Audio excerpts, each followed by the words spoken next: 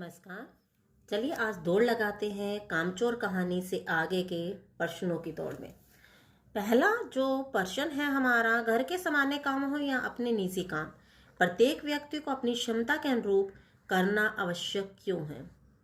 Answer देखेंगे, घर के सामान्य काम हो या अपना निजी काम, प्रत्येक व्यक्ति को अपनी क्षमता के अनुरूप उन्हें करना इसलिए आवश्यक है क्योंकि क्षमता के अनुसार किया गया सही और सुचारू रूप से होता है। यानी कि क्या होता है, सही काम सही होता है। ठीक है, मनुष्य सदा उसे मन लगाकर करता है और सफलता प्राप्त करता है। नेक्स्ट क्वेश्चन है, भरा पूरा परिवार कैसे सुखद बन सकता और कैसे दुखद। कामचोर कहानी के आधार पर निर्णय कीजिए।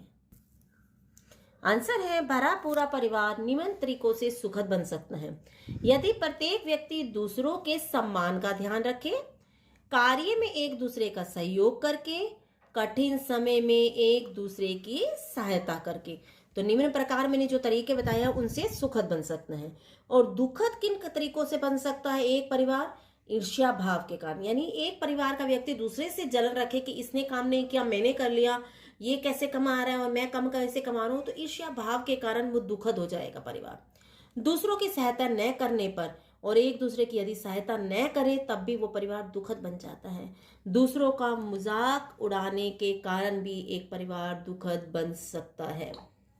नेक्स्ट क्वेश्चन है, कामचोर कहानी एकल परिवार की कहानी है या संयुक्त परिवार की। इन दोनों तरह के परिवारों में क्या अंतर है, तो हम अंतर देखते हैं। एकल परिवार पहले हम लेंगे, फिर उसके बाद लेंगे संयुक्त परिवार। एकल परिवार में माँ बाप और उनके बच्चे होते हैं और कोई भी नहीं रहता एकल परिवार में, माँ बाप और उनके बच्चे। संयुक्त परिवार में क्या होता है, जबकि हमने यहाँ बताया कि एकल परिवार में माँ बाप और उनके बच्चे होते हैं, जबकि संयुक्त परिवार में माता पिता के साथ साथ दादा दादी, चाचा चाची, ताऊ ताई और भाई बहन होते हैं। ठीक है, एकल परिवार का नेक्स्ट पॉइंट लें तो हमारा है, एकल परिवार में सबको अपनी जरूरतों के अनुसार सभी वस्तुएं प्राप्त होती हैं। ठीक है, किन के अनुसार, जरूरतों के अनुसार सभी वस्तुएं प्राप्त होती हैं। यही कारण है कि एकल परिवार सुखद कहा जाता है।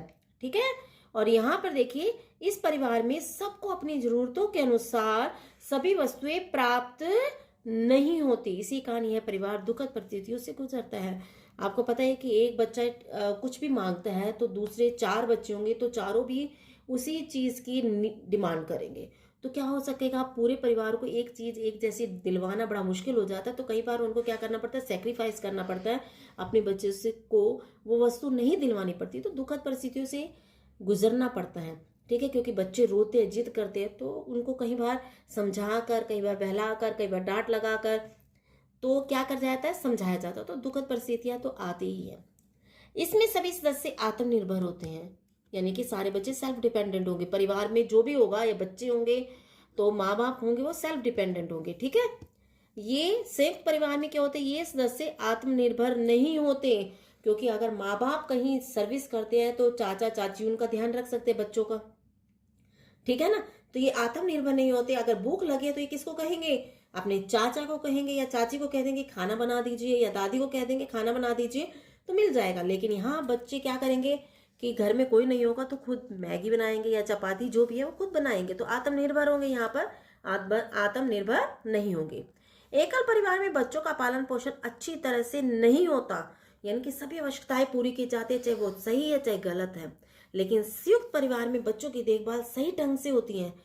यहाँ पर मैं ये भी कह सकती हूँ, सभी नीड्स पूरी करते हैं, लेकिन ड्यूटी पे जाने के कारण वो क्या रखते हैं, आया रखते हैं। आया उतनी अच्छी तरह परवरिश नहीं कर पाती बच्चों की जितने परिवार के और सदस्य हैं। संयुक्त परिवार में जितने सदस्य होते हैं, दादी है, चाची है, बुआ है, वो अच्छी तरह से देखभाल कर पाती है, तो उनकी परवरिश और उनको संस्कार भी अच्छे मिलते हैं।